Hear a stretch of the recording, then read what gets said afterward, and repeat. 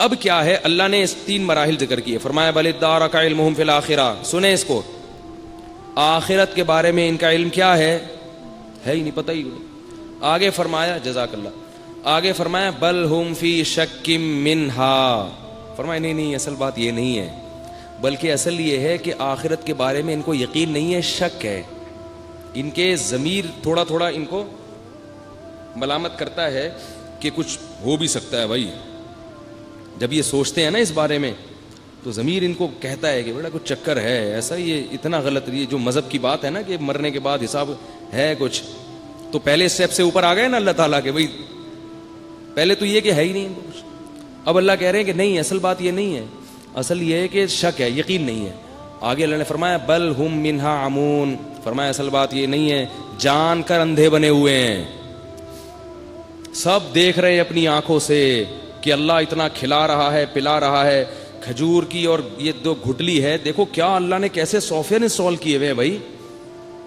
کیسا عمل ریورس ہوتا ہے, خود بخود ہو رہے. کھجور کی 1 گھٹلی زمین میں ڈالو, گوبر, مٹی اور پانی, یہ لگے گا, پودا نکلے گا, لاکھوں کھجوریں پیدا ہوں گی, ہر کھجور میں وہی گٹلی دوبارہ.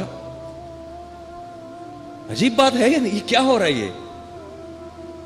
اور مٹی کا کام کیا ہے؟ چیزوں کو ملیامیٹ کر کے ختم کر دینا. یہی مٹی میں لوہا ڈال دو, تھوڑے دنوں میں مٹی ہو جائے گا. لوہا ڈالو گے نا, کیا بن جائے گا؟ مٹی, ختم, فنا.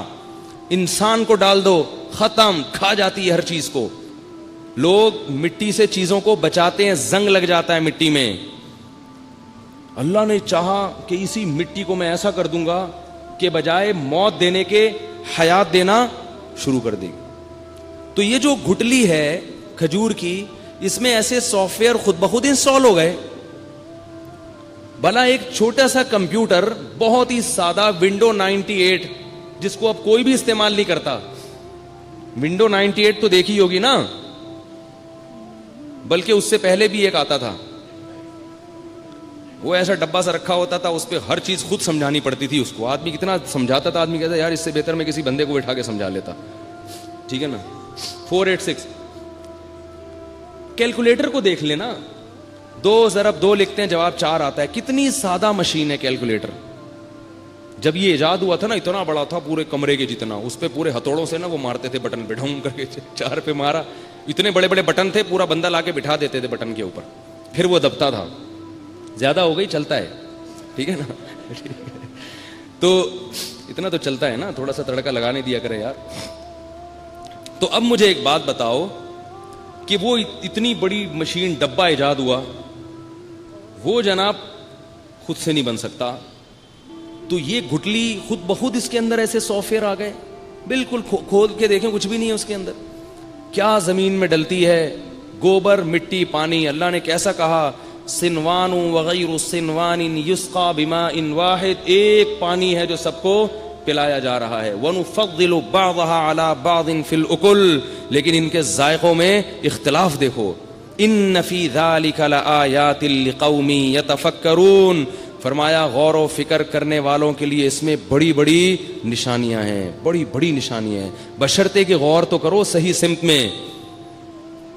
تمہیں خواہشات نفسانیاں اس طرف آنے نہیں دیتی. تو اللہ کیا کہتے ہیں, اچھا آم کی گٹلی کو دیکھو, ایک گٹلی ہے, وہ پھر گٹلی سے درخت ہوگا, پھر ہوتے ہوتے ہوتے ہوتے ہزاروں آم, پھر 1000 آم میں, ہر آم میں وہی والی گٹلی, ویسی پھر گٹلی. کیسا گھوم رہا ہے یہ چکر, گھومتے گھومتے پھر واپس. اور پھر رزق کے دروازے کیسے کھولتا ہے اللہ. ایک آم کی گٹلی سے ہزاروں آم, اور ہر آم میں ایک گٹلی موجود, اور پھر ان میں سے ہر گٹلی ہزاروں آم پیدا کرنے کی طرف. تو ایسے رزق ملٹی پلائی ہو رہا ہے.